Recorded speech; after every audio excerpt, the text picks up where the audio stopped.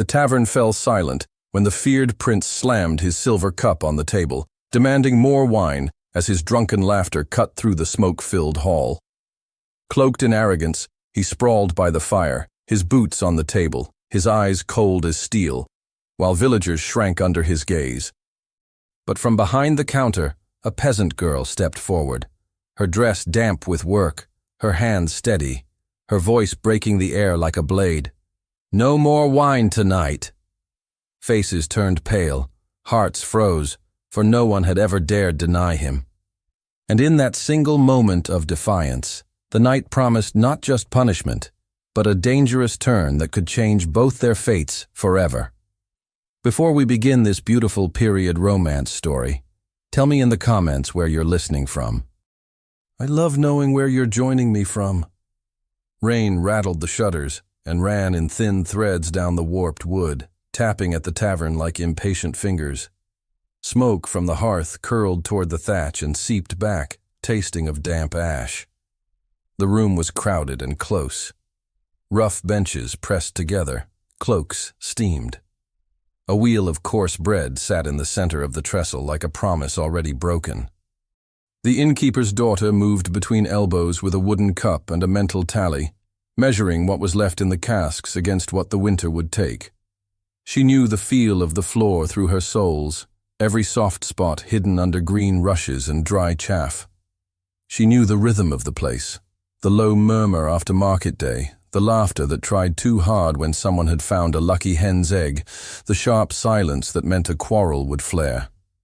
Tonight the silence came in pulses with the wind, as if the storm were breathing through the house. She kept count.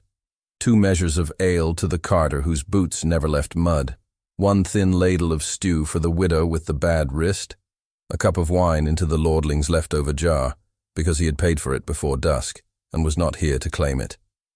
The wine cask was set to the side, raised a few inches on a block, its bung sealed with cloth to guard against thieving hands. It was not meant for nights like this. It was meant for a wedding or for a traveling merchant with silver to spare.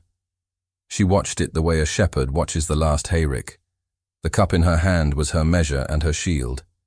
She kept it clean out of habit, turning it in the rinse bucket until the water ran clear.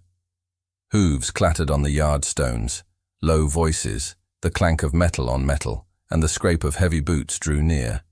The door pushed open with a bigger gust of rain. The first man through wore a dark cloak soaked through, its edge flicking grease from the door latch. Behind him came others, their faces wet, a scattering of armor under riding leathers. The room shifted. Men drew in their elbows. Conversations died at the same point, as if a bell had rung. He entered last. He did not announce himself. He did not need to. His bearing made space where there was none. He lifted his hands, and a man behind him eased off his gloves, finger by finger, like unwrapping a gift in a room where no one wanted what it revealed. On the bare hand, a heavy ring caught firelight and threw it back into faces that could not risk looking at him for long. He did not look at the food or the smoke or the wind-wet cloaks on pegs. He looked at the hearth as if he had built it. The innkeeper's daughter felt the pivot in the room. Fear and attention turned on a hinge and faced him. Her father moved 1 step, then stopped, as if a string had been tied to his leg. The new men spread like oil, fast, certain, slippery. A space opened near the fire. A chair was claimed. The smaller stools around it were pushed aside by knee and scabbard. He sat without a sound and held out his hand without looking. A silver cup appeared, not from the tavern's shelf. It gleamed in the orange light, wrong as snow in summer. "Wine," said one of his men. The word fell into the hush like a knife point. She went to the cask because there was nothing else to do. The bung came out with a soft tug, and the scent of deep, sweet red rose over the sour tang of beer and the smoke of damp wood. She filled the cup. The weight of it struck her wrist. He drank without glancing at her. He passed the cup back to be filled again. The second measure slid over the lip, clear and smooth, a ribbon of color in the candlelight. She did not count aloud. 1, 2, 3. Each pour chipped away at the winter. She tried not to look at the level falling inside the cask. She felt it instead, in the way the cup took a heartbeat longer to fill. He spoke to his men then, not loud, not soft, a voice meant for those who already knew to listen. She heard no words at first, only the certainty. It made the room smaller. On the far bench, a child whimpered and was gathered up against a mother's chest. Someone coughed and failed to hide it.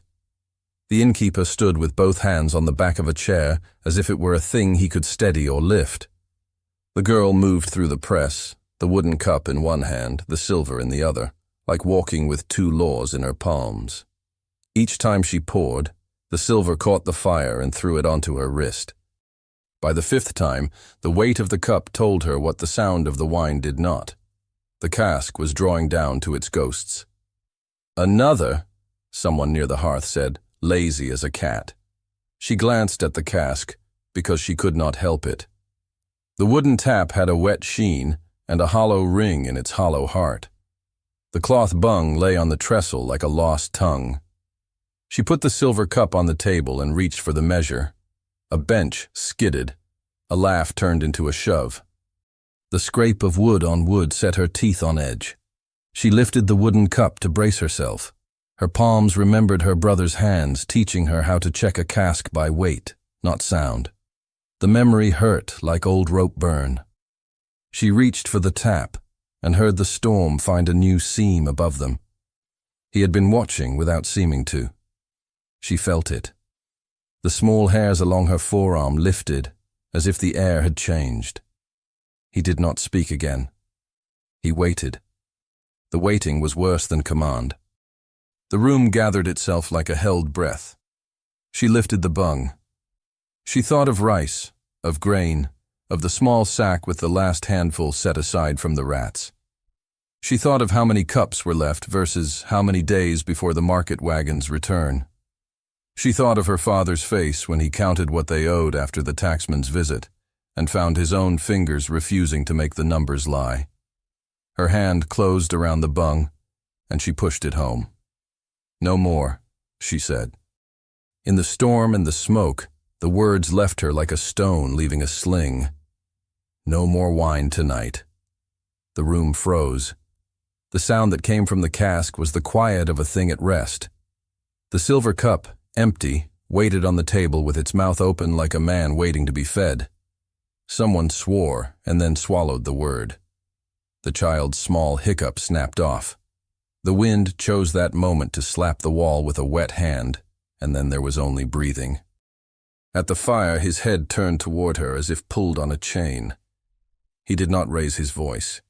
He did not need to. "What did you say?" He asked it like a surgeon finding a thorn and deciding whether to draw blood. She held the wooden cup. It was not a weapon. It was not a shield. It was a thing that made measure into law. The heat from the hearth warmed the side of her face and left the other half cold. "You have had what we can spare," she said. Her voice did not climb. It did not bow. "No more wine tonight." Around them, the air drew tight. A man half rose and sat again. A boot scuffed. The innkeeper made a sound that no one would call a word. A dog under the table crept closer to the hearth and put its nose on its paws and would not look at anyone. She did not look at her father. She did not look at the door. She looked at the man with the ring. He rose.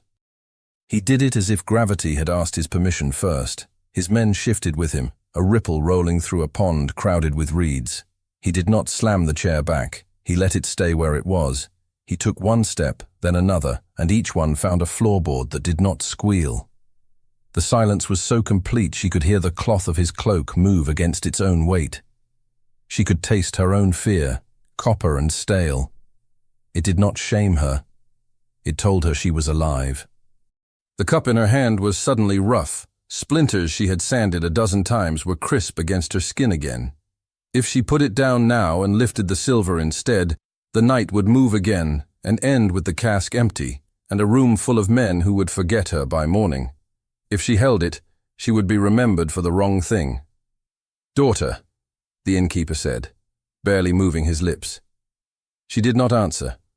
She kept the cup at her side. She kept her chin level. The line of his mouth told her he was thinking of debts and ropes, and she knew he was asking her to be small. She had been small for too many winters. The storm's breath thundered again, and a drip found its way from thatch to floor and tapped her boot. He stood before her with the fire at his back. The light made a crown of heat around his head and placed his face in shadow that moved when the flames twisted. From closer, the ring did not look like wealth. It looked like a thing made to fit and never come off. He held out his hand. Not like a beggar, not like a judge. He held it out palm up, asking for the cup. If she had given it, some part of her would have been given with it. A thread that once snapped could not be knotted in the same place. She lifted the wooden cup into the space between them, but did not set it in his hand. The air there felt colder. He looked at her fingers where they did not tremble. His eyes moved from the cup to her face and back again. "Is this your father's house?" he said, "or mine?" "It is ours to keep," she said, "and your men have eaten." She heard the hushed inhale behind her like a drawn blade, the collective terror at the line she had stepped over and would not step back from. The word ours hung there, heavy as a smith's hammer. It was a dangerous word in a room and a time like this. She felt it. He weighed it as if he could see the dent it would leave. His jaw clenched just once, a small pulse in the cheek near the ear. Then a light went on in his eyes that had nothing to do with the fire, and she understood that this was not a man unused to defiance. It was a man who had forgotten what it felt like to be denied, and was surprised to find the world still held that flavor. The silence cut to a thin edge. A bench creaked. A spoon clinked on a bowl. The storm leaned its shoulder against the wall again. The girl watched his hand. He watched the cup. The rest of the room watched both and dared not breathe. He reached. His fingers came to rest lightly on the rim of the wooden measure. They did not yank. They did not crush. They rested there as if he were testing the give of the wood, the roughness of the grain, the strength of the hand that held it. She could feel the warmth of him across that small bridge. It was almost nothing. It was unbearable. He might have smiled. He did not. His mouth's corner twitched, and his gaze flicked sideways for the first time, toward the door. The motion was a signal. A man near the entrance understood it before it was finished. Leather creaked, metal whispered, and the bar that had been lifted for their entrance was set on its brackets, waiting. "Enough," he said, quieter than before. She heard two meanings in the single word. Enough of refusal. Enough of the waste of this public pause. She kept her hand where it was. He gave her a small tilt of his head, a mark of courtesy or mockery. The difference was a coin's width. The innkeeper's breathing had become a rasp.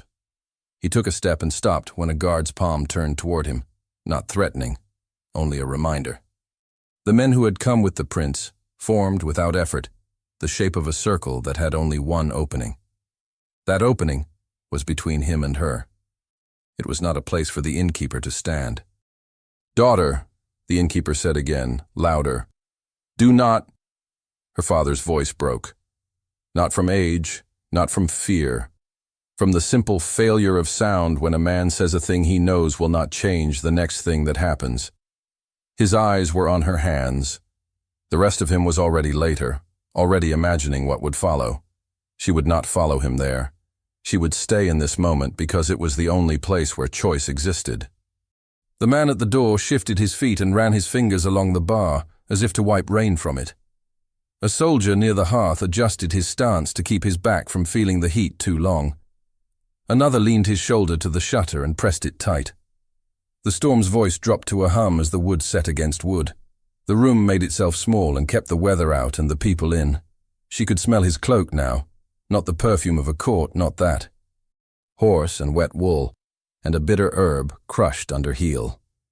The scent of travel and command. She had grown up with the smell of yeast and smoke and spilled ale. This other smell entered her lungs and made her own house feel foreign. "Do you understand what you ask?" he said. He touched the cup, and his thumb slid over the rim. What you deny. If I pour again, they will drink it, she said. And there will be nothing left tomorrow. What do you know of tomorrow? He said, and the question was not cruel so much as astonished. She knew the look of an empty shelf. She knew the price of a pound of flour when the road had washed out. She knew how the old men counted out their last coins for a funeral candle and always asked for 1 wick less than they needed. She knew too much for her age. She did not say any of it. She said, "Enough to keep this house standing." He considered the words as if he could see their weight in the air. He looked over her shoulder at the others and found what he expected. Fear, calculation, a few blank stares. When his eyes came back to her, there was something like interest there, thin and sharp. "Then you will serve me differently," he said. Her breath went shallow. The room did not move. The rain held steady on the roof. She thought she knew what that sentence could mean. She thought of shame that did not wash off. He stood still and let her think it. Then he lifted his hand from the cup and replaced it on her wrist, where her pulse kicked once, twice, traitorously loud to her own ears. A scrape at the door made every head twitch. He did not look away from her. "You will not empty the cask," he said. "You will not pour for any man in this room." A beat. "But you will not go to your bed and lock the door." Her lips parted and closed. He had not said the worst thing. He had not said the best either. He had said something that balanced on a blade, requiring her to place a foot in mid-air and trust stone to appear. It was a cruelty and a mercy both. The wooden cup felt heavier than iron. "Please," the innkeeper said. The word cracked like ice. A guard near the bar shifted and cleared his throat. Someone's chair leg gave way to a knot and squealed. In the corner, a candle ran down to its last finger of tallow and drowned its own wick, sending up a black thread of smoke that reached for the rafters. The smell of spent fat thickened the air, and in it, her stomach turned. He tilted his head again, as if asking a question without words. She did not answer, because there was no answer that would make any of this right. Only answers that kept part of it from being wrong in a way that would rot their lives for years. "If you take me," she said, and the words dragged through difficulty. "They will have no one to—" He cut her off without speaking. His fingers pressed just enough to make her notice the difference between defiance and resistance. He had the grace not to enjoy the touch. He had the power to make it matter anyway. His attention narrowed on the place where her skin warmed his. A soldier at the door coughed. Another shifted.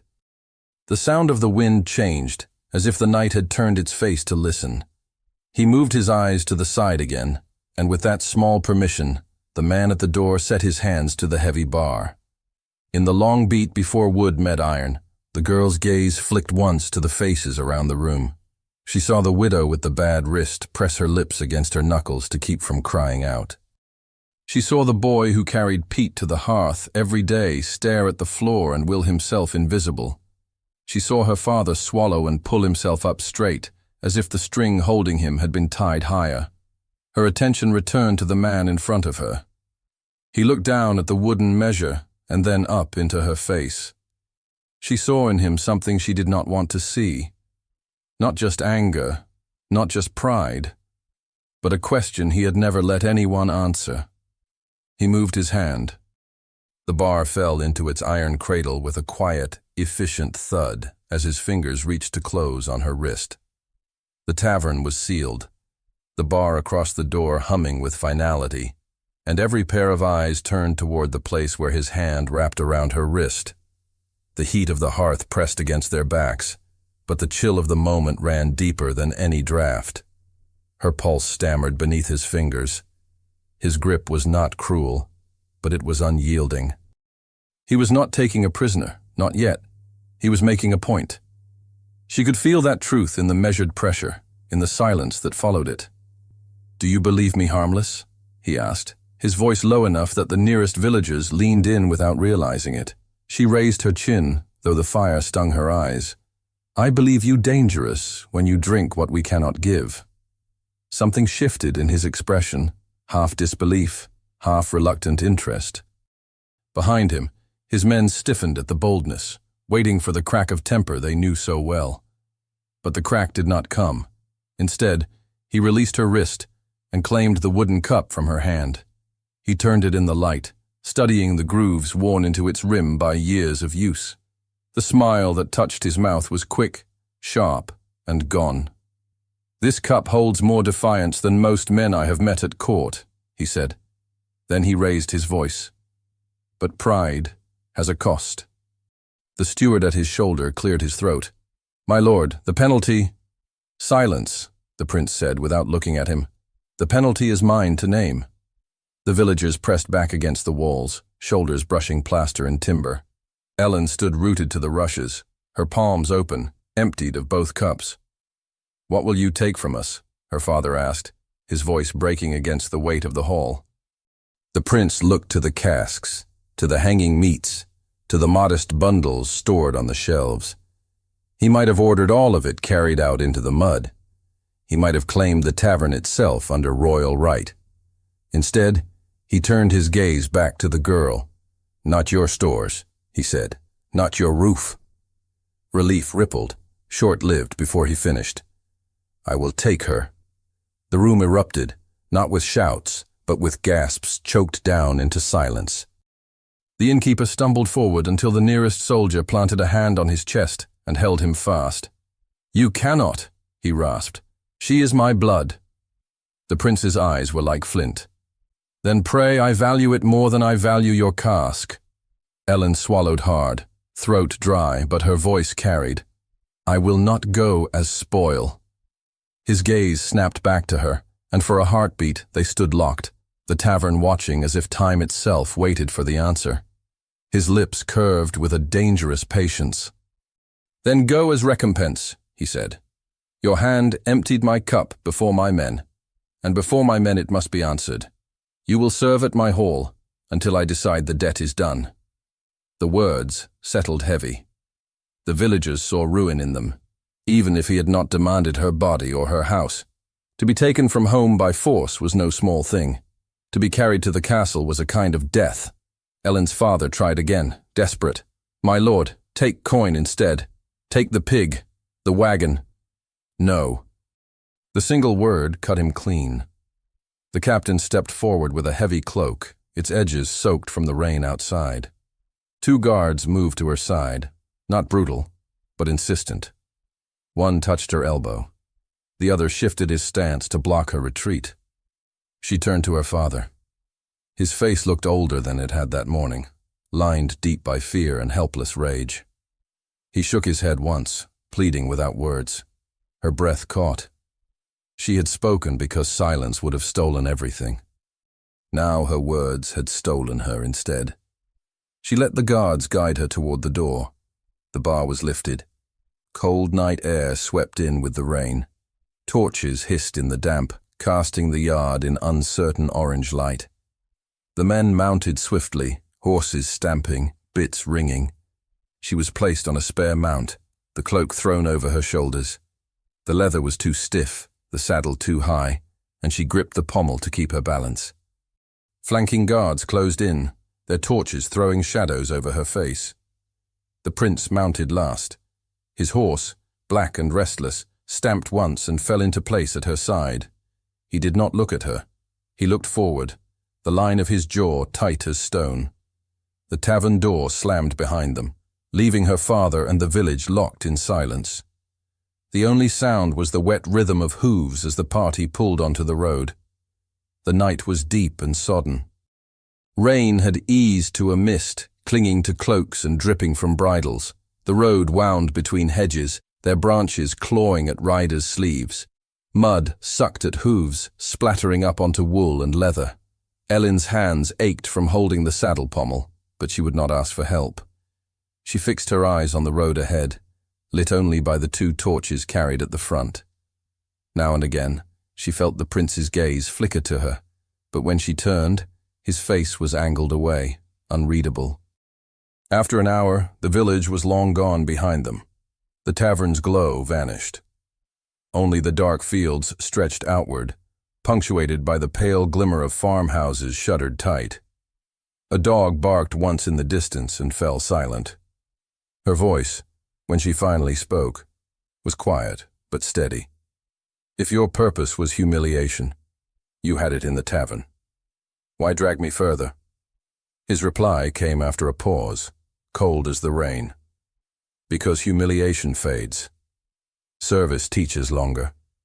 She pressed her lips together. Service, a word that could be twisted into anything. They rode on. The mist thickened, beading on hair and lashes. Ellen pulled the cloak tighter, though the damp seemed to seep through skin to bone. At last, looming out of the night, she saw the black line of the castle walls. Torches burned in the gatehouse, reflected on wet stone. The portcullis rattled upward, water dripping from its teeth. The horses clattered over the bridge. Inside the bailey, men-at-arms turned their heads, whispers stirring. The sight of a village girl among the prince's retinue was spectacle enough. They dismounted. Her legs shook as her boots met the cobbles. A guard took her arm to steady her, but she pulled free, squaring her shoulders. The prince strode ahead without looking back, water dripping from his cloak, the silver cup at his belt gleaming even in the low light. A horn sounded once from the tower, calling the household to witness. Torches flared in brackets. Doors opened. Figures emerged. Guards, servants, courtiers roused from bed, their faces a mixture of curiosity and unease. The great doors of the hall swung open, spilling warm light onto the wet stone of the yard. Inside, banners stirred faintly in the draught. The seneschal stood ready, lips pressed thin, his eyes moving from the prince to the girl and back again. The retinue formed up behind them. The girl was guided forward, her cloak dragging across the wet threshold as she entered the space where judgment was made. And above the muttering of the crowd, a page's feet slapped against the flagstones as he ran toward the royal apartments to carry word of what the prince had brought home. The hush deepened as the steward announced the arrival. The courtiers leaned in, eager for spectacle. The guards set their stance, waiting. Ellen stood at the edge of the hall, every sense sharpened, every eye upon her, as the prince walked to the foot of the dais and turned. The silence broke when the seneschal's voice rang out. "My lord, what is this?" The prince lifted the wooden cup high enough for all to see. His eyes swept the assembly, daring them to question further, and at that very moment the page reached the king's chamber door. The page's heel clicked out of sight, swallowed by the corridor's bend, and the hall breathed like a body waiting on a verdict. Torches hissed in their brackets. The damp on wool and leather steamed faintly in the heat. He stood at the foot of the dais because the dais was the king's, and he would not stand higher, not until called. He felt the weight of every gaze, the seneschal's cool measurement, the steward's unease. The guards trained stillness, already calculating lines of force and exits if tempers broke. Most of all, he felt the heat at the back of his neck, a village girl's presence burning there without needing to be seen. He lifted the wooden cup, a simple scarred thing. When he turned it under the light, the room watched the grain spin, as if it might spell out an omen. He liked the soundlessness of it, the message carried without drums or trumpet. He could speak with it later. For now, it spoke for him. The seneschal inclined his head, the movement a question wrapped in obedience. "My lord, the household is roused." "Then let them see," he said. "Summon the butler." The butler came with a towel over one arm and a face that had long ago learned to hide opinion beneath duty. He bowed to the seneschal, then to the prince, then placed himself where he could see both. "You will take her under charge," the prince said, not turning. "She will serve tonight in the hall." "You bring a villager to pour for the court?" The seneschal's tone did not change, but the words had edges. "I bring recompense," he said. He let the cup hang at his side. "And I set my house in order." A murmur ran along the benches like mice along a beam. It was not disapproval, not yet. It was appetite, for spectacle, for a fall, for anything to break the sameness of winter nights. "Punishment should be swift," the steward ventured. "The household thrives on clear lines." Punishment, he said softly, is not always the sharpest line. The butler's eyes flicked to the girl standing near the pillar, cloak soaked, hair clinging dark to her cheek. He assessed without pity or kindness. Can she carry a ewer? She can carry a house on her back, the prince said. He did not know if it was true. He found he wanted it to be. Then she will carry wine, the butler said. The smallest sneer touched the word.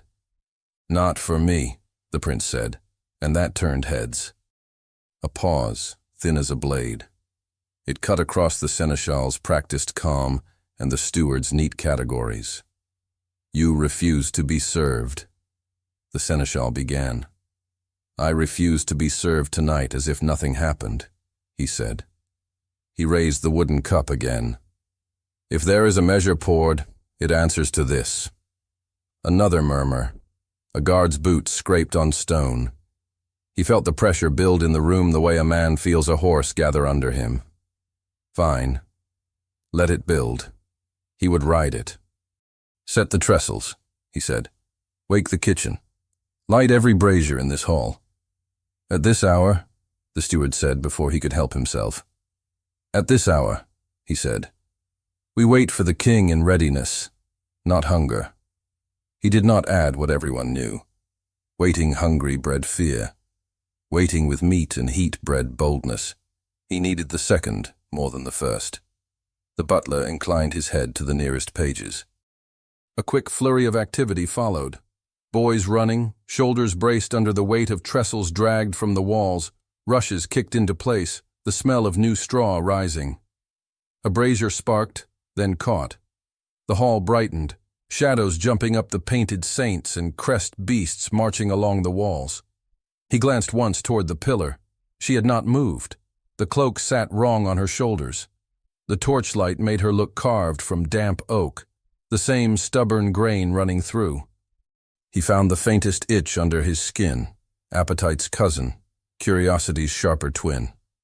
Take her, he said to the butler, and turned away as the man led her toward the buttery hatch.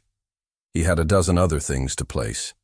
Yet even as he spoke to the seneschal in measured phrases, that small itch persisted, like a note he could not name in a song he had heard all his life. He welcomed it. It drowned out the older, duller sound, the memory of every nod he had bought with fear. The buttery was narrow and loud, the air suddenly thick with the smell of sour ale and new fire. She followed the butler down the worn stone, down 2 steps into a space where the warmth came not from grandeur, but from work.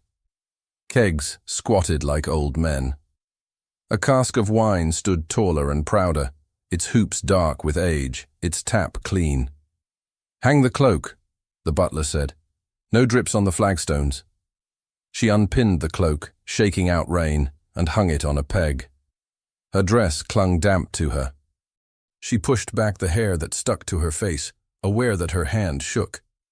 She willed it to be steadier by the time she reached the ewer. Do they have names? She asked without thinking, nodding at the casks. The butler paused, surprised into a snort. Ale or wine? The casks, she said. At home. This is not home, he said. This is a hall. He handed her a silver ewer. It was heavier than it looked. The handle bit her palm. You will pour when I nod, he said. You will not spill. You will not speak unless spoken to. You will not lift your eyes higher than a man's belt. She raised the ewer to test its balance. The rules slid over her skin like cold water. And if I do all that, she said, I will be forgiven? You will be tolerable, he said, which is better than you were an hour ago. She let the retort die. It would not buy her anything here except pain. She lifted the ewer again. The weight settled into her shoulder, a familiar ache. If her hands could carry winter and keep a roof dry, they could carry this. The butler watched her lift, pour into the ewer's belly from the tap, and set it square without slop. He grunted. You have poured before. Not from silver, she said. It spills the same, he said, and was gone to instruct a page to ready trenchers, his voice clipped and efficient. She took a breath, and held it until the pounding under her ribs slowed. The buttery door opened and closed with a slap as boys darted through, carrying loaves, knives, a slab of cured meat. The noise of the hall drifted in on each swing. She could feel the size of that space pressing on the small of her back. A page no older than her brother had been looked at her hands, at the ewer, at her face. "Are you afraid?" he whispered, not unkindly. "Yes," she said, and the truth steadied her more than a lie would have. He nodded as if she had passed a test he respected. "Do not spill." "I will not," she said. And he smiled like a secret, then vanished into the rush of orders. She lifted the ewer and stepped into the hall. The transformation jarred. The trestles were set, fine cloths thrown over them, the wrinkled edges smoothed by quick hands, bowls of salt set like jewels, bread loaves torn into halves and set on trenchers. The brazier's glow licked the metal of helmets and the gilt on painted shields. The air had shifted from raw and expectant to charged. He stood where she had left him, and the hall had arranged itself around him. He spoke to no one and to everyone. Pages moved when his hand tilted. Guards widened the space between trestles at a glance. The seneschal stood near the dais and made notes with charcoal on a wax tablet, cataloging the night like an auditor of sins. She kept her eyes lower than belts and higher than the rushes. Even so, she felt the pull of him each time she turned at the end of a trestle. Not his face. The space he made by standing in it. It was like walking close to a brazier. The heat reached for you without touching. "Here," the butler said, and she stopped at a bench where 3 men in good wool sat with their hands folded as if prayer might shield them from being noticed. The butler nodded once, and she poured for each. Steady, silent, the liquid sound of wine smoothing the rough air. She moved down the hall. She poured for a guard whose eyes thanked her without daring words. She poured for a courtier whose mouth curled as if the ewer had offended him by existing in her hand. She poured for a clerk with ink on his fingers. She did not pour for the prince. On that, the butler's nod did not come. She learned the hall's pulse in minutes. The way the noise dipped when he moved. The way it rose where he did not look. The way men's shoulders lived inside their livery. Some resting easy, some hunching against the next hour's weather. When she returned to the buttery to refill, the butler followed. "You will go to the dais when I tell you," he said. "You will set the ewer near the prince's place and wait." "I will not pour for him," she said. "You will wait," he said, and his tone made the word an order with more than one edge. She nodded. She did not know if she could do it. She knew she would have to. She stepped out again, the ewer fuller and heavier, the muscles of her forearm burning. The hall's light had warmed further. More torches had been lit, making the painted saints look down with new interest. He saw her coming before she wanted him to. He did not speak. He did not make her work easier. He did something worse. He shifted half a step so that she must cross in front of him to reach the dais. The cloth of his cloak brushed the ewer's lip. She felt heat through metal. "Mind the floor," he said, as if the warning were kindness. "Mind your men," she said under her breath, and his mouth tightened, not entirely in anger. The butler set her at the edge of the dais. She placed the ewer on a low table. Her sleeve brushed polished wood.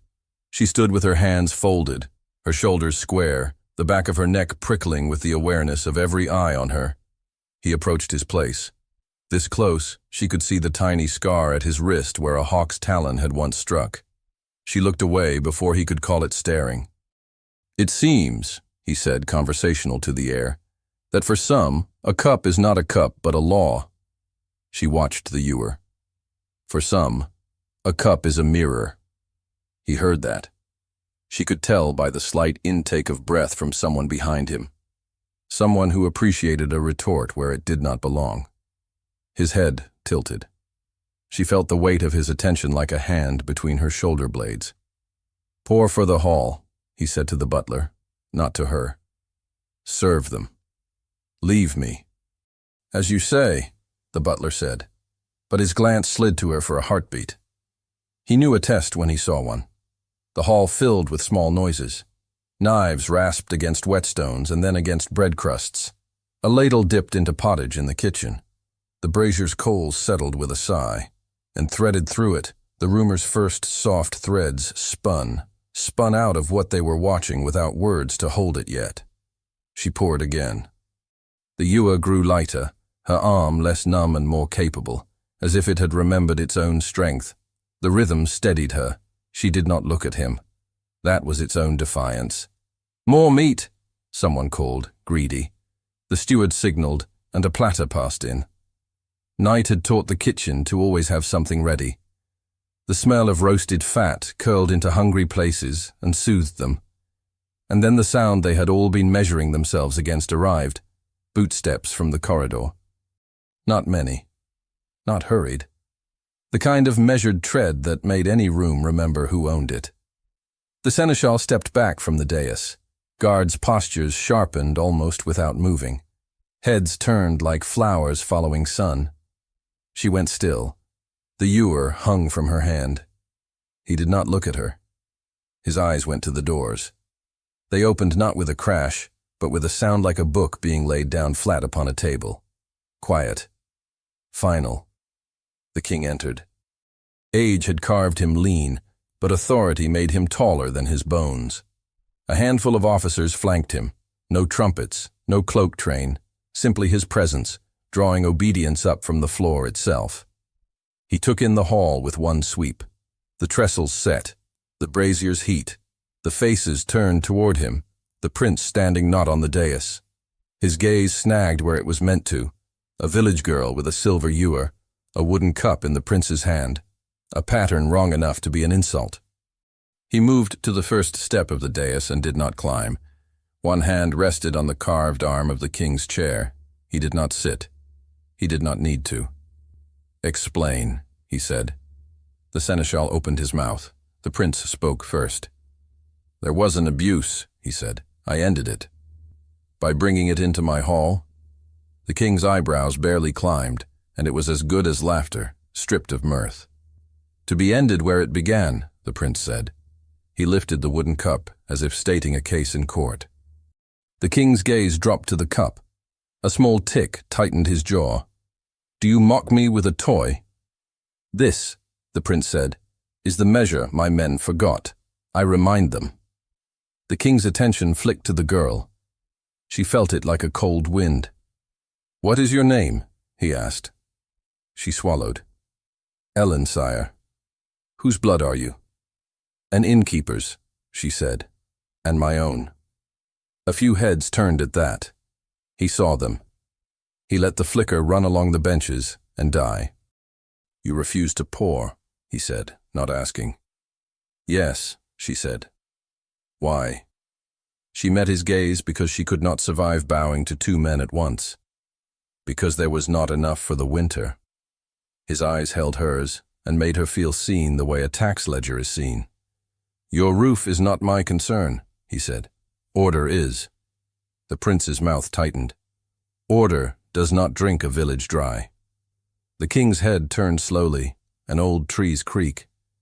"Do you lecture me on order?" "I speak of my house," the prince said, measured, "and of what happened under my name." A pause lengthened. It pulled the hall thinner, like taffy stretched to a breaking shine. The king looked back to the girl.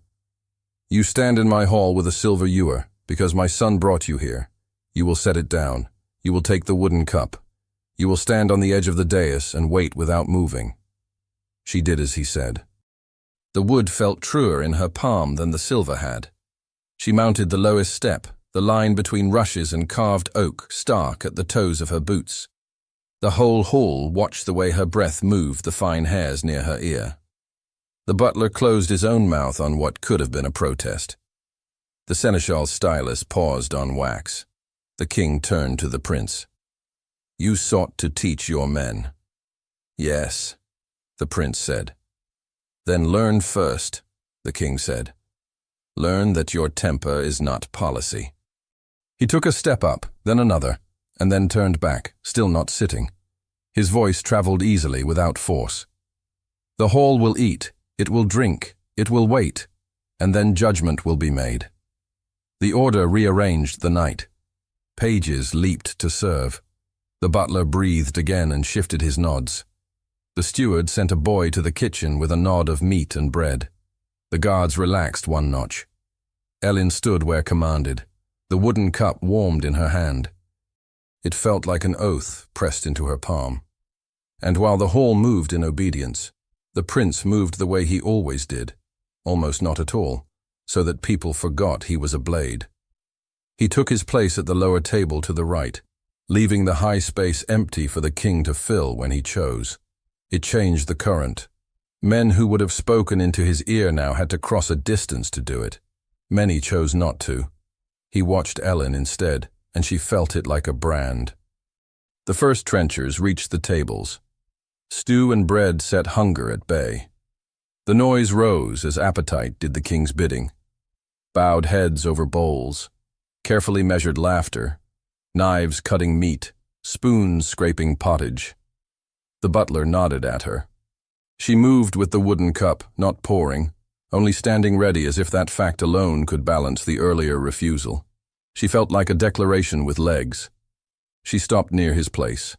He did not look up. He lifted his hand, and she could feel the old pattern trying to assert itself, cup extended, servant moving, the law of habit. She did not move. After a slow breath, he lowered his hand. It was slight. It was thunder. Bold, someone muttered 3 benches down, a man who had used his life hiding. She is a fool, someone else said, and the word slid off her shoulder like a drop of rain off oiled cloth. She had been called worse by Winter. He spoke again, this time without lifting his hand, half to the air. You will not always have your way here. I never did, she said, the answer barely more than breath. He heard it. She knew by the tight line at his mouth and the way his knuckles smoothed once against the table's edge. She stood, the wood warming her palm. Each breath became its own kind of count. Beyond the hall, the storm was ebbing. On the walls, painted eyes watched with gold-leaf patience. Rumor spun itself in the corners. A girl brought in chains of expectation, not iron. A prince who set her where everyone could see. A king who had not yet decided what weight to drop. The butler came and went like a pendulum. The seneschal's stylus scratched, then paused, scratched again. The steward made neat stacks of responsibilities in his mind. The guards' fatigue settled into their bones but did not loosen their grip on spears. Then the thing that would be remembered happened. It did not come with a shout. It came like a hand laid on a fevered brow, soft, shocking. The prince's page, the same boy with the secret smile, set the silver cup near Ellen's knee on the lower step and stepped back to his master, eyes lowered. She stared at the silver. She did not touch it. The prince stood, not all the way. Half risen, half seated, he hovered in a space that was not commanded by anyone. The room hushed by an inch. He took 1 pace toward the dais, then stopped, aligning himself with the angle of her body, the line of the wooden cup. He did not speak to her. He addressed the hall. A cup is a measure, he said. It is not a mouth. A page blinked at the turn of phrase. He had a poet's ear he hid under rag and duty. The prince turned his head a fraction toward the king, offering the moment without losing it. The king did not frown. He did not smile. He watched. The butler, caught between command and custom, lifted his hand to summon her to pour for the prince. He dropped it before the signal carried. The hall saw the motion and made a story of it immediately. And then the prince did lift his hand. He extended it into the space between himself and Ellen. Palm up, the polite ask that could be a trap or a trust. She looked not at his hand, but at the wooden cup in her own. The oak grain ran under her thumb like a path through a field she had walked since childhood. She could step off it. She could not walk backward. No, she said. It was not loud. It was not a shout. It was the same word as in the tavern, but made new by stone and rank, and the king's eyes on her. The hall froze. A guard's cough died unborn. A spoon clinked. and then lay still. The prince did not flinch. For one heartbeat, something like relief sliced across his face, startling her more than any anger could have. It vanished. The world held its breath for someone to strike. Bootsteps again from the corridor, sharper this time. The king moved his chin, and the guard captain stepped through the nearest door and took his place to the left of the dais. Along the walls, men straightened as if a belt had been yanked tight, the moment pressed down like a hand. A hush that had layers in it, salt, smoke, old fear, settled over everything. The king's gaze had returned to Ellen and the wooden cup. He spoke, each word placed on the air with care. "Who is this peasant girl," he said, "that dares silence a prince?" The king's words struck the hall like a bell. The air quivered with them, a soundless vibration that reached even the furthest benches. Men shifted, not daring to breathe too loud. Torches hissed. The wooden cup trembled faintly where Ellen gripped it, though her arm was steady. At the edge of the dais, she stood half in shadow, half in light, the center of a storm she had never meant to summon. Her throat burned dry, but her voice would not be silent. "I am no more than I seem, sire," she said, each syllable clear. "But I could not pour what was not there." The hush deepened, as if the stone walls themselves strained to listen. The king regarded her with the stillness of a man who had long ago mastered anger into ice. "And yet you stand in my hall, cup in hand, while my son is refused before his own men." Her fingers dug into the wood. "If refusal was a crime, then I am guilty. But I did it for truth, not spite." A rustle ran down the trestles. Some were scandalized. Some, secretly, hungered for the boldness of her words. The prince rose half a pace from his place, not quite stepping forward. His gaze burned hot against the side of her face. "She wronged me, father, but not falsely. The tavern's cask was near hollow." The king's eyes flicked to him. "You defend her insolence?" "I defend what I saw with my own eyes," the prince said. His tone was measured, but his chest felt tight. "If she is guilty, then so am I, for pressing the cup too many times." The declaration shocked the hall more than the girl's defiance. Courtiers glanced to one another, uncertain whether to read humility or madness in his words. The seneschal stepped forward, voice low but sharp. "Sire, the order of things must be preserved. If a peasant may stand so, refusing service to a prince, what will follow?" "What follows," the prince cut in, "is what we decide here, not what fear invents." His brother, seated nearby, let a faint laugh escape, one of disbelief and scorn. The sound carried enough that all heard. "You speak of decision as if you rule this hall," the heir said. The prince's jaw flexed. He did not answer. Not yet. Ellen kept her eyes forward, though her skin prickled under their words. The weight of noble scorn pressed on her like the wet of the storm had pressed on the tavern roof. But she would not bend. The king raised his hand, silencing the undercurrent of whispers. His gaze pinned her again. "You claim necessity. You claim honesty. Very well. But service remains the path of recompense. You will serve here, under watch, until I say otherwise." Her heart thudded. The butler's eyes gleamed with satisfaction at the decree. Yet the prince's voice broke through before silence could set. "Not as punishment," he said, loud enough for all. "As symbol." The word landed strangely. Some frowned. Some nodded. The king's gaze sharpened. "Explain." The prince stepped from his place and approached, but stopped short of the dais, leaving a careful gap of space. Let her stand not in disgrace, but in witness. A reminder of what hunger feels like when men with titles forget. A dangerous murmur rose. Some saw wisdom, others insolence. "You turn a tavern girl into a banner?" the heir scoffed. "How long before every peasant thinks themselves worth a crest?" The prince's head turned, sharp. "Better that than a crown too heavy for the head that wears it." The heir's face darkened, but the king's lifted hand stilled the flare. He studied his younger son, then the girl. In his silence, the hall seemed to bow lower. Finally he said, "Let it be so. She will serve. But remember, symbols cut both ways." The decree settled like stone. The steward made a mark on his tablet. The butler's mouth pressed thin, half resentment, half triumph. The guards shifted but did not relax. Ellen breathed, shallow but steady. A strange thing filled her chest, fear still, but threaded with something else, dignity. When the king turned and left with his officers, the room exhaled. Conversation rose again in cautious waves, the trestles filled with renewed noise, but at the dais' edge, she and the prince remained in the silent eye of it. Later, in the cloister walk, the air damp and cool, their paths crossed again. She carried the wooden cup still, unwilling to set it down in unfamiliar walls. He leaned against a pillar, shadows across his face. "You spoke with boldness before the king," he said.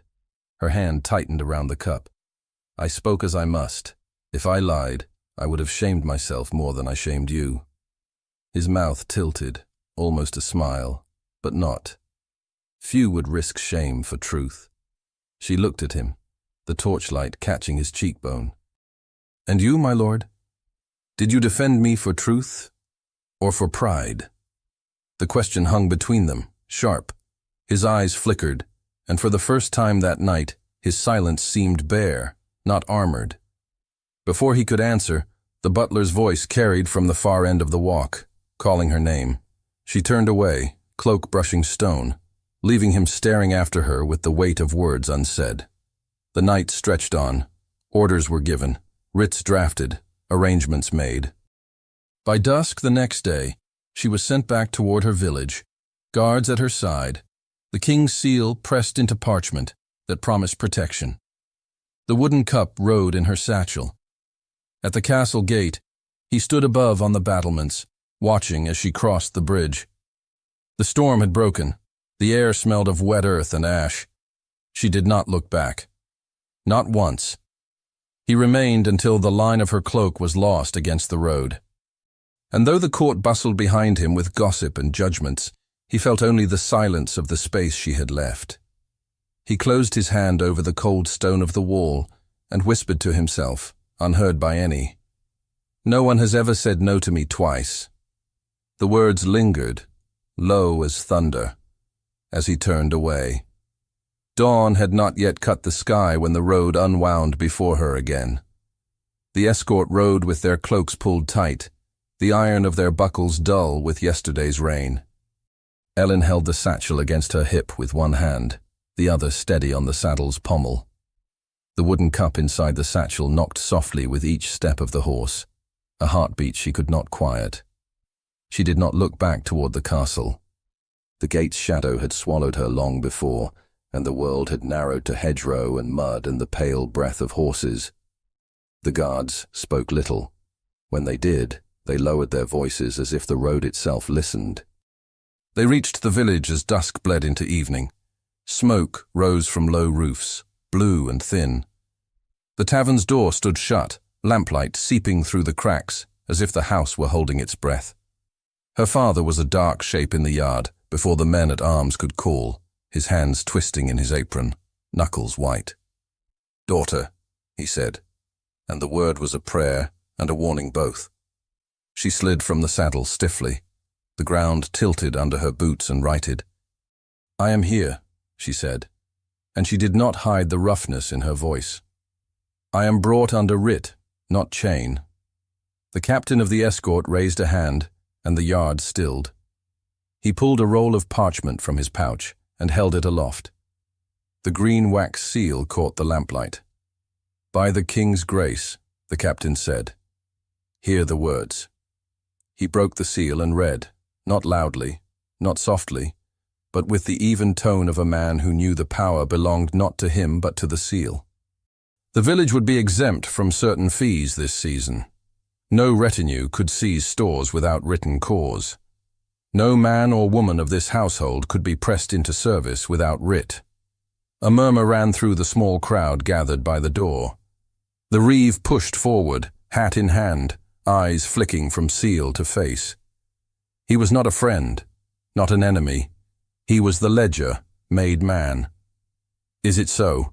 he asked, chin lifting toward Ellen as if she could grant legitimacy. "It is so," she answered. "And there is more." She set her hand to the satchel and lifted the wooden cup. The sight of it eased something tight in her chest.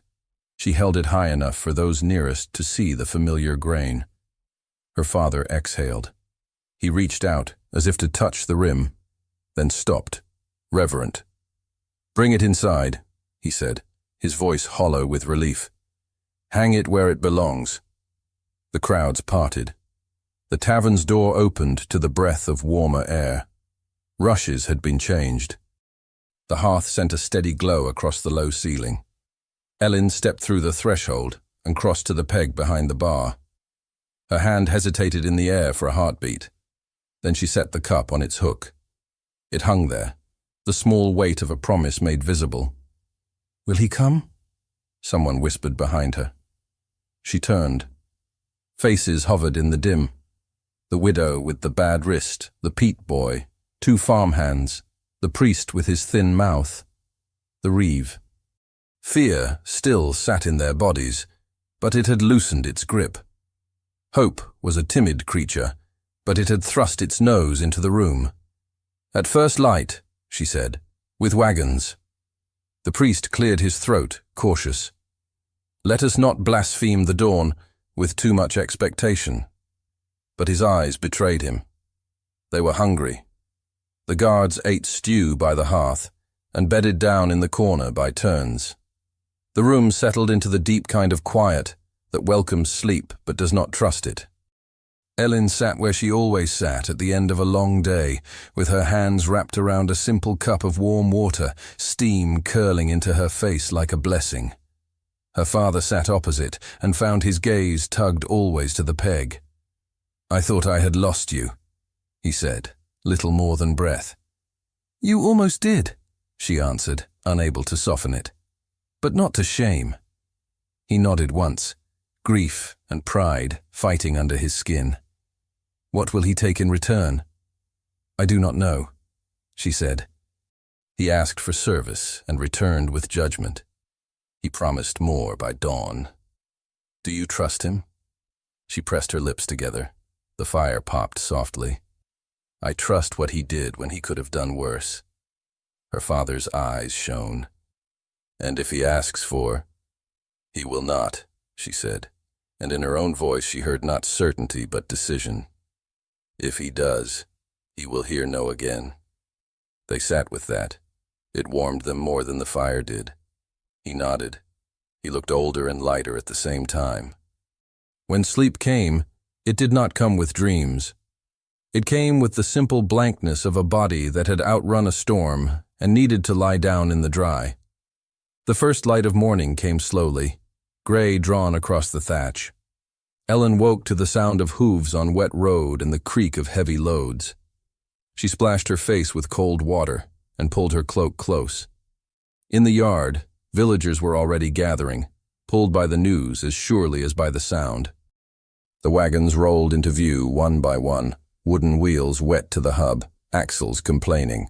Sacks piled high, stamped with a mark that was not the crown's but the house's, the sign of rents paid and owed. Guards rode alongside, not loose, not tight, shoulders squared in a way she had not seen the night before. He was there. He rode not at the front, as if to be seen first, but alongside the first pair of oxen, one gloved hand on the yoke when the animals balked at the mud. He spoke low to them, and the wagon moved with a heave. He felt the eyes before he saw her. The small yard had become a little square of judgment. He drew his horse to a stop and swung down, boots sucking once in the softer earth, then finding stone. He did not look toward the threshold. He looked at the reeve first. "You will count," he said. "You will witness," he added, toward the priest. "And you," he said, turning finally toward Ellen's father, "will tell me if there is a house left unmeasured." Ellen stood a pace behind the door's frame, breath shallow.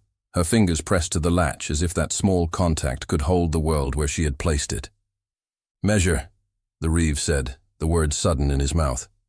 He stepped forward, set his notchstick for bushel and peck, and pressed the first sack to the scale. Grain poured, a sigh of wealth that was not luxury but survival. He leveled with a straight edge and nodded. The next followed. He, the prince they had feared, took a place at the tailgate.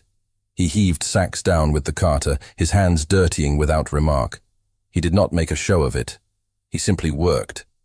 Each sack thumped into the yard and thudded into a house along the thin street. Villagers stepped forward in turns and in order, the Reeve stick tapping lightly against each measure, as if affirming a heartbeat. Ellen stepped into the yard. The morning air cut her cheeks clean. She did not lower her gaze. He felt her presence the way a man feels a fire at his back, not on the skin, but under it. He did not turn too soon. He finished setting a sack down, nodded to the carter, then looked. She stood in the doorway with the cloak closed at her throat, a familiar silhouette made newly dangerous by what it meant to him now. He inclined his head the smallest fraction. She answered with a space of silence that allowed their morning to settle into itself without breaking. He turned to his captain and took a small roll of parchment. The green wax seal had already dried hard. "Hear this," he called, not raising his voice, but shaping it so the yard carried it. "By my house's rents, under my seal." He broke it. The Reeve and priest leaned forward, hands folded like parishioners.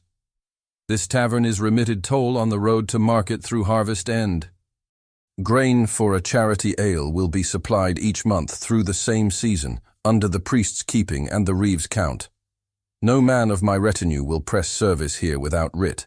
These terms are witnessed under the eyes of those gathered." The priest's chin dipped, first in surprise, then in acceptance. "We will account," he said.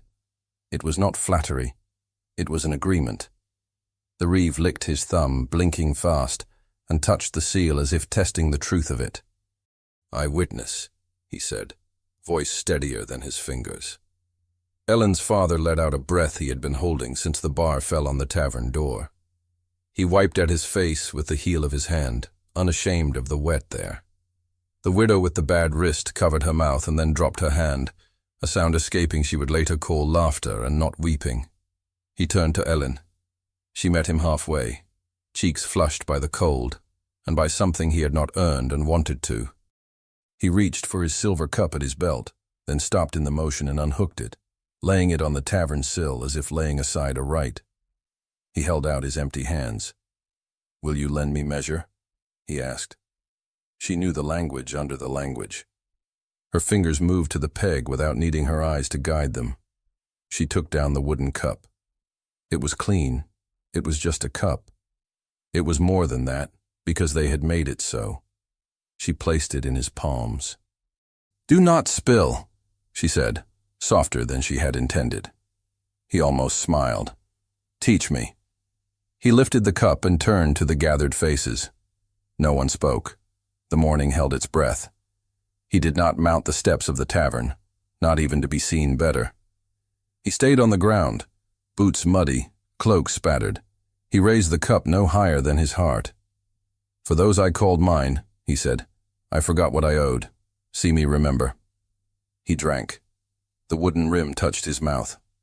The taste was simple and honest, a faint ghost of oak and smoke, the memory of last winter's brew. He swallowed, and at once felt more sober than he had in a long time. When he lowered the cup, the silence broke like ice under thaw, not into noise but into a different quiet. Judgment had shifted, a weight had been set down. He turned the cup, saw where a long ago nick had been sanded smooth, and he wondered who had done it. He did not ask. He extended the cup back, and she did not take it immediately. The small pause widened their exchange into something everyone could see and no one could name without spoiling it. "Keep it a moment," she said. "Let the wood remember you." The Reeve coughed and looked away as if privacy could be given by a glance elsewhere. The priest studied the sky. The captain feigned interest in an ox's yoke. For once, The day itself gave them cover. "Now," she said, and lifted her hand, and he placed the cup into her palm with care. They worked then. Work has a way of making fear step aside. He oversaw the order of the wagons. The reeve counted. The priest noted names in a small book in which he kept baptisms and harvests and deaths. Ellen directed where sacks were stored so mice could not find them and damp not spoil them.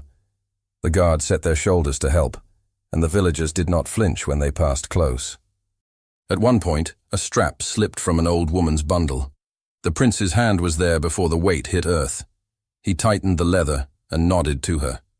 She blessed him under her breath without theatre. These small things gathered like kindling.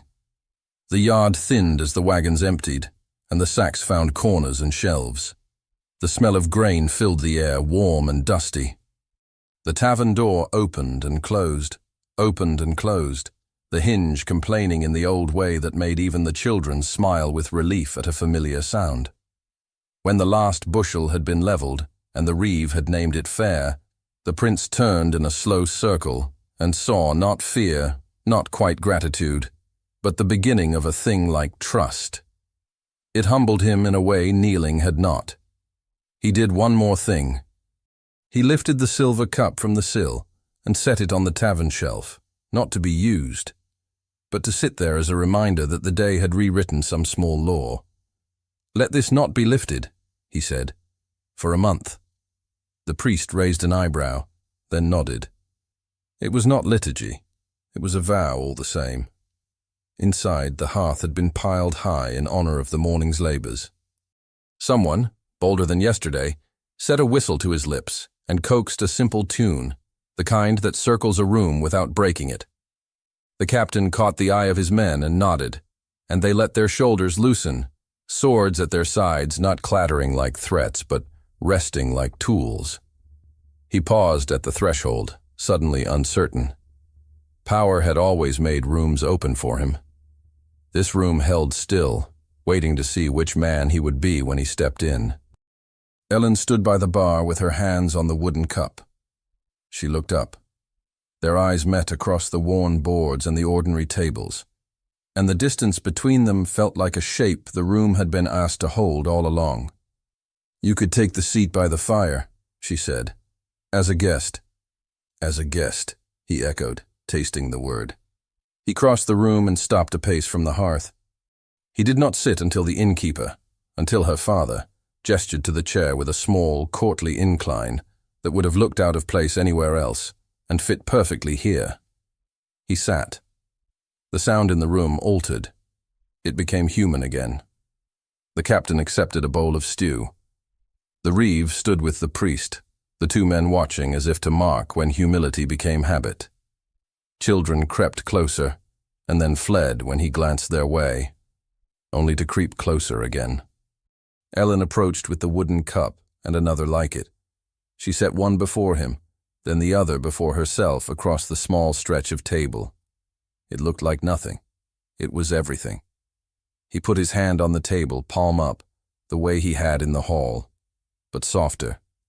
She did not place her hand in it. She set her fingers to the rim of the cup and traced the curve, then lifted it. "Will you share with us?" she asked. And the U.S. was careful, yet it rang true.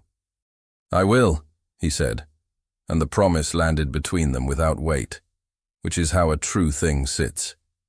She poured from the new cask they had not dared tap yesterday. The smell was honest and strong.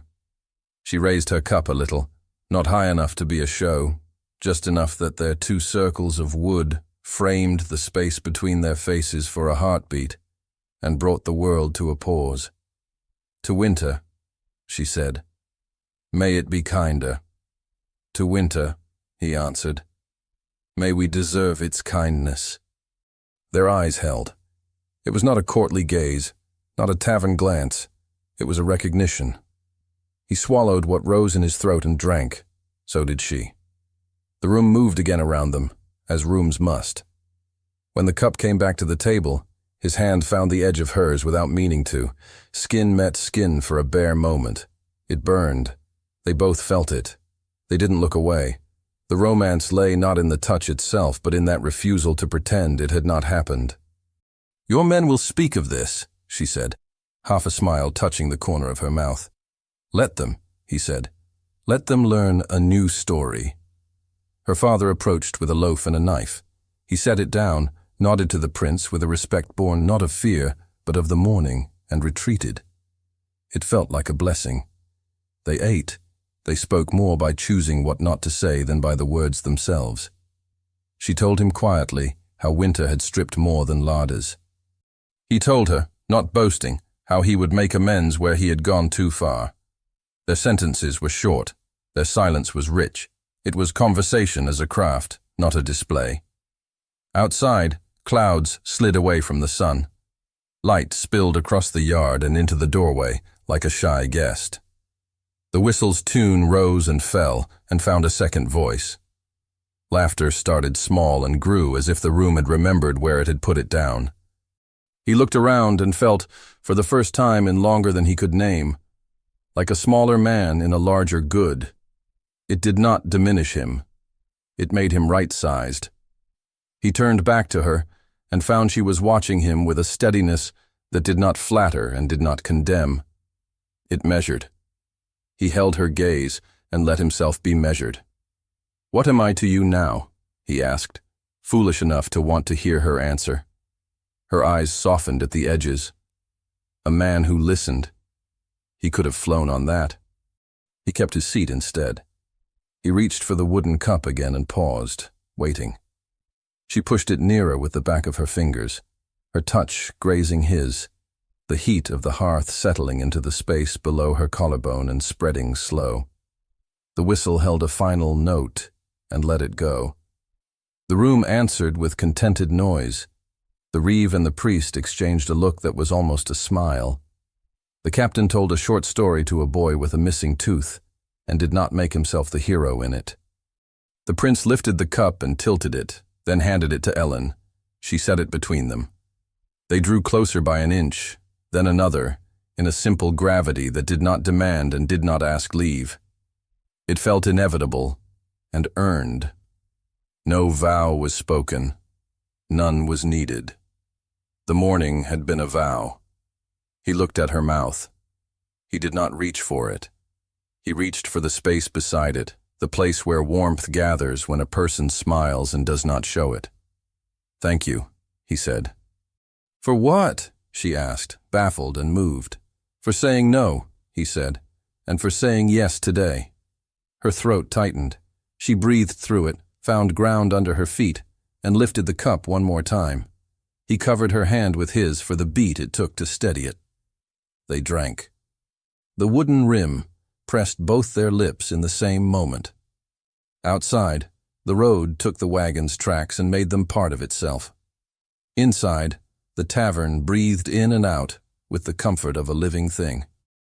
In the space between two cups, a pride had softened into something that could carry its own weight without breaking anyone else's back. When the afternoon light turned honey and dripped down the walls, he stood. Not abruptly. He placed the chair back exactly as he had found it. He met her gaze and did not look away. "I will come again," he said. No threat in it, no command. A statement, a hope. "You know where to find the door," she said, the smallest smile given like a gift no one else could see. He bowed to her father as if greeting a lord and accepted the smallest nod in return. He stepped out into the yard without needing the room to rise. As he crossed the threshold, Ellen hung the wooden cup back on its peg. It rested there, home, and changed. She touched the rim once with 2 fingers and felt the warmth there still, as if wood could keep body heat like a secret. The door closed behind him with its old hinge song. The hearth threw gold across the room. The village kept breathing. And between one breath and the next, what had been fear turned into a belonging that would hold through winter and beyond. Thank you so much for listening to this story all the way to the end. We hope it moved you as much as it moved us while telling it. We'd love to hear your thoughts. Leave us a comment telling us where you're listening from and what you like the most. Rate this story from 0 to 10. What score would you give it? If you enjoyed this story, don't forget to subscribe to the channel and leave a like as a show of support. That really motivates us to keep creating and sharing more stories full of emotion and life lessons. And before we go, we want to remind you that an exciting and heartwarming story recommendation will appear on the final screen. If you'd like to enjoy it, just click on the video. Thank you once again for being here, and we'll see you in the next story.